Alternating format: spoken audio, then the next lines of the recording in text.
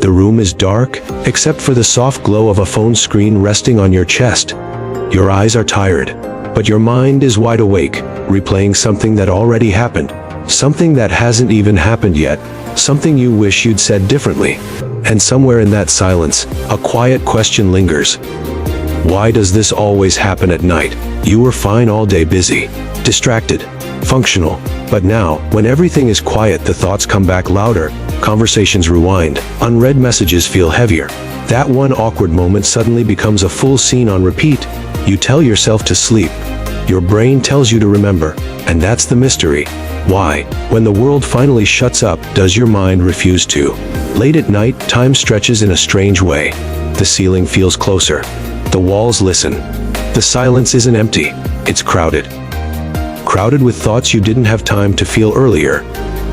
Maybe you start scrolling, not because you're interested, but because you're avoiding eye contact with your own mind. The phone becomes a shield, a soft, glowing distraction. But the moment you put it down, the thoughts slide right back in, like they were waiting. You replay the conversation from earlier. Why did I say it like that? Did they mean something else? Should I have stayed quiet? The same thoughts, again and again. And you notice something strange. During the day, those thoughts barely exist, but at night, when everything is quiet, they demand attention, not answers. Attention.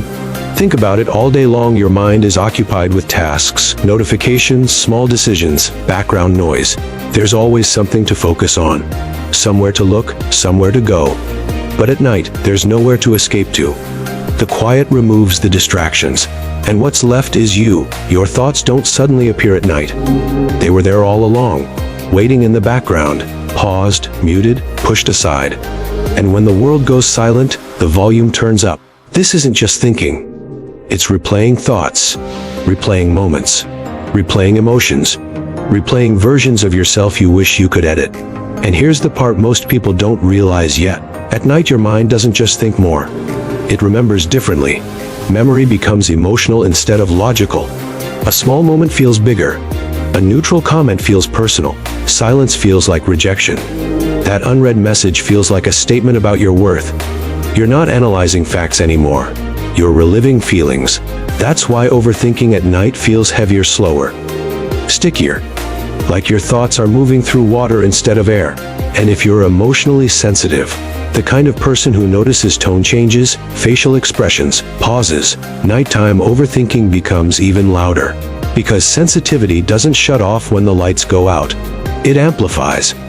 You might recognize this from something we touched on in the previous video on habits that secretly destroy your confidence. How small internal patterns quietly shape how you see yourself. Nighttime overthinking is one of those hidden patterns. Not dramatic, not obvious, but powerful. Because at night, confidence isn't challenged by the world. It's challenged by memory. You lie there, staring at the dark, thinking about who you were earlier that day, who you should have been, who you think others saw. And suddenly, you're not just replaying thoughts, you're evaluating yourself. Was I too much? Not enough? Too quiet? Too open? And the quiet doesn't correct you, it lets the questions echo. Have you noticed how mirrors feel different at night? You catch your reflection in a dark room, half lit, and for a split second, you don't recognize yourself. Night does that. It blurs edges, softens reality, sharpens emotion. This is where another layer sneaks in. Nighttime removes performance. During the day, you perform roles, you respond, you react, you adapt. But at night, there's no audience, no script, no immediate feedback. So your mind fills the gap. It starts asking questions that don't need answers right now. But it asks them anyway. What did they think of me? Did I miss something? Why does that still bother me? And each unanswered question becomes a loop. This is why people who spend a lot of time in their own thoughts feel nights more intensely. The silence feels personal, like it's aimed at you, like it's inviting you to go deeper, even when you're already tired. You might tell yourself, I'll think about it tomorrow. But tomorrow isn't quiet enough. Night is where unfinished emotions gather, where things you didn't feel fully during the day finally ask to be felt. And here's a subtle detail most people overlook. At night, your brain is less interested in solutions and more interested in meaning. It's not asking, what should I do? It's asking, what does this say about me? That's why the thoughts feel existential, personal, heavy. That's why a single moment can spiral into a story about who you are, who you're becoming, and whether you're falling behind. And maybe that's why the quiet is so uncomfortable. Because when everything else disappears, you're left alone with your inner narrator. And for overthinkers, that narrator doesn't whisper. It explains, it analyzes, it rewinds. Again and again, you might roll onto your side, pull the blanket closer, close your eyes harder, but the thoughts don't follow sleep rules. They move freely in the dark. And somewhere between midnight and morning, you realize something unsettling. You're not overthinking because you're broken. You're overthinking because you finally have space. Space to notice. Space to feel. Space to confront the parts of yourself that don't get airtime during the day. The question isn't just why people overthink more at night. The deeper question is, what are those thoughts trying to finish?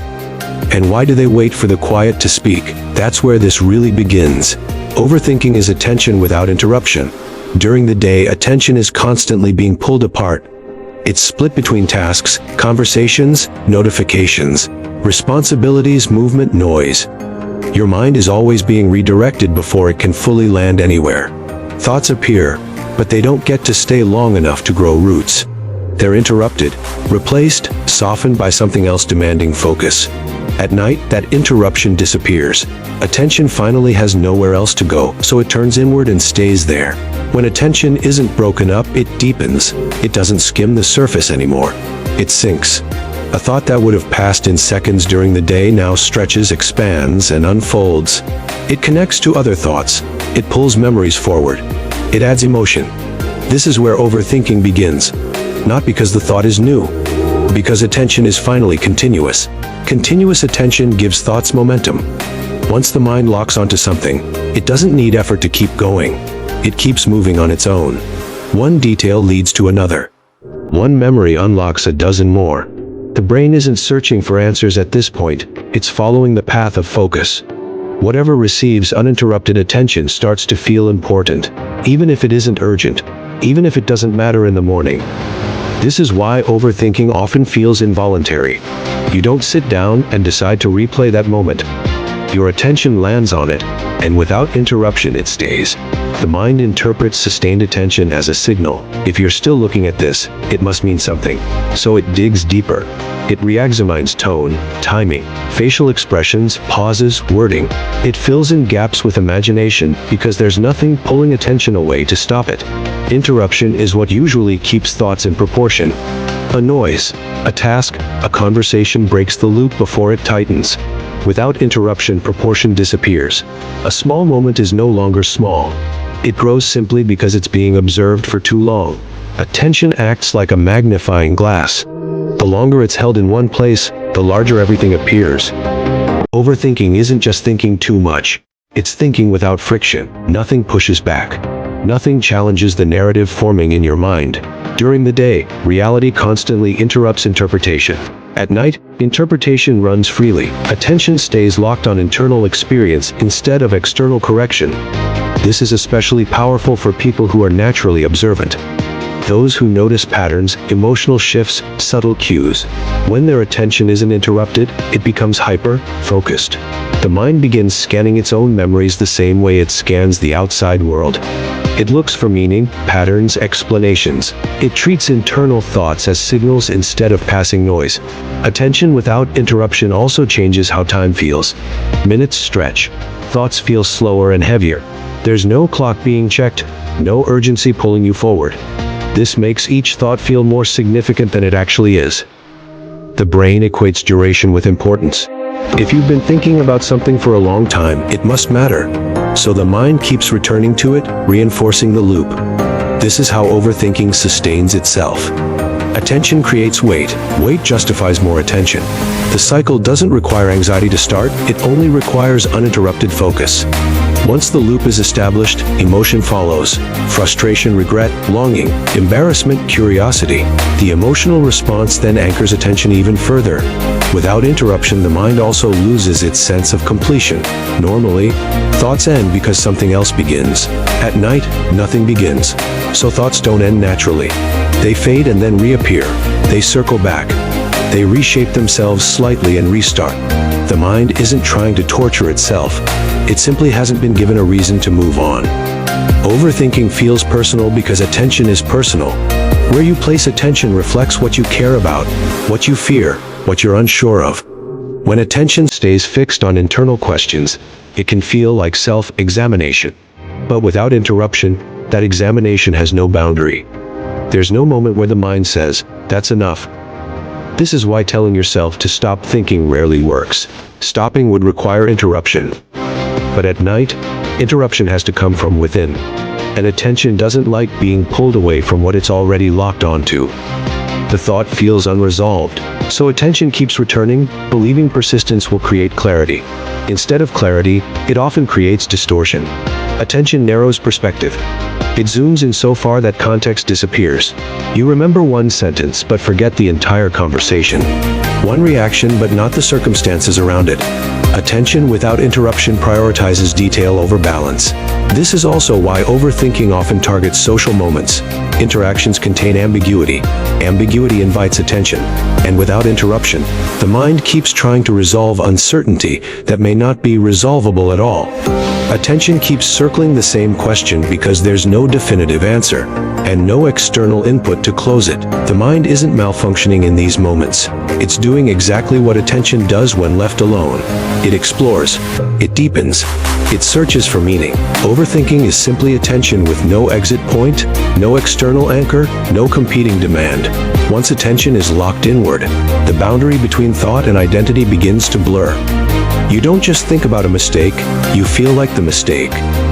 You don't just recall a moment of hesitation, you question your confidence as a whole. This happens because uninterrupted attention allows thoughts to merge into self-concept. Attention shapes reality.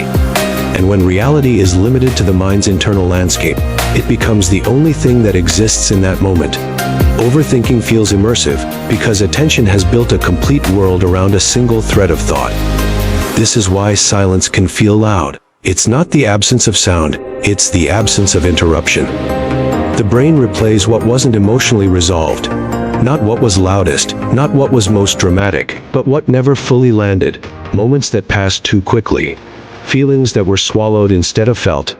Reactions that were postponed because there wasn't time, space, or safety to experience them properly. The mind keeps a quiet record of these unfinished emotional threads, and when the external world finally slows down, it brings them back to the surface. During the day, emotions are often compressed. You feel something, but only partially. There's a response required, a role to maintain, a pace to keep up with.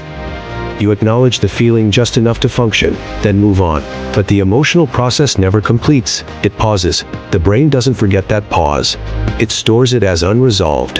Resolution isn't about fixing or understanding. It's about fully experiencing. When an emotion doesn't get that space, the brain treats it like an open loop. Something still running in the background. Something unfinished. And the brain has a strong tendency to return to unfinished things, not out of obsession, but out of necessity.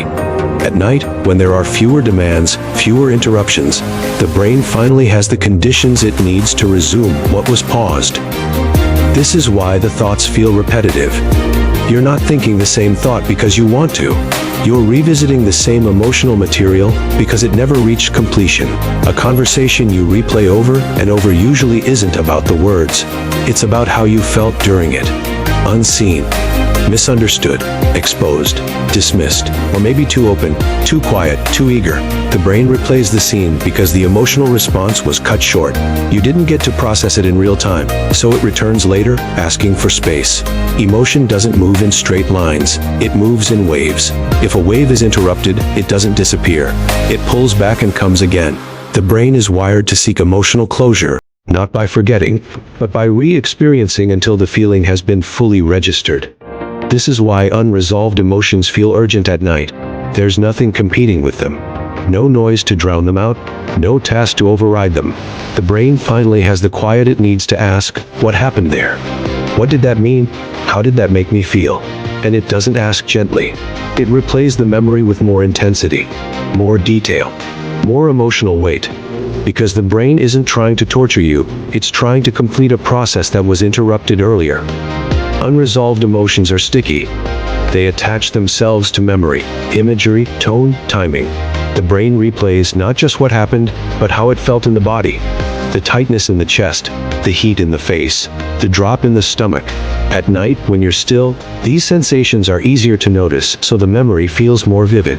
This is also why unresolved emotions often resurface as self-judgment. If the emotion wasn't processed outwardly, it often turns inward. Instead of feeling anger, you feel regret. Instead of sadness, you feel shame. Instead of disappointment, you feel self-doubt. The emotion still needs expression, but without a clear outlet, it collapses into the self. The brain replays the moment, hoping that repetition will lead to understanding. Maybe if you look at it again, you'll finally grasp what you missed. Maybe you'll find a different interpretation. Maybe you'll discover a version of the moment that feels less painful. But each replay brings the same emotional residue because the emotion itself hasn't been resolved. Resolution doesn't happen through analysis alone, but the brain often tries analysis first. It replays, dissects, reimagines. It changes angles, rewrites dialogue, imagines alternate outcomes. Not because those alternatives are realistic, but because the emotional system is still searching for equilibrium. Unresolved emotions don't feel finished. They feel suspended. And suspension creates tension. The brain wants release from that tension, so it returns to the source. This is why you can replay moments that logically don't matter anymore. The situation is over, but the emotion isn't. Time doesn't resolve emotion on its own. Distraction doesn't either, only experience does. And when experience is delayed, the brain keeps knocking. Nighttime becomes the stage for this replay because it offers something rarer: uninterrupted awareness. The brain finally has the space to feel without immediately reacting, so it brings unresolved emotions forward, sometimes all at once. This can feel overwhelming because the emotions stack. One unresolved feeling reminds the brain of another. Patterns emerge. Similar moments connect. You're no longer replaying a single event, you're replaying a theme. A recurring emotional experience that never quite found its end. This is why nighttime overthinking often feels personal and historical at the same time. It's not just about today. It's about every time you felt that same way and didn't fully process it. The brain links them together, trying to resolve them as a group. Unresolved emotions also distort memory. The replay becomes less about accuracy and more about emotional truth. The brain highlights what hurt and minimizes what didn't. It isn't trying to be fair, it's trying to be complete. And completeness, for the emotional brain, doesn't mean explanation. It means acknowledgement. Feeling something fully, even if it's uncomfortable, is often what the brain has been waiting for. But when that feeling was postponed too many times, the replay grows louder, more persistent, more demanding. This is why unresolved emotions don't fade quietly. They return with insistence. They repeat until they're felt. The brain doesn't let go of what it believes still needs attention.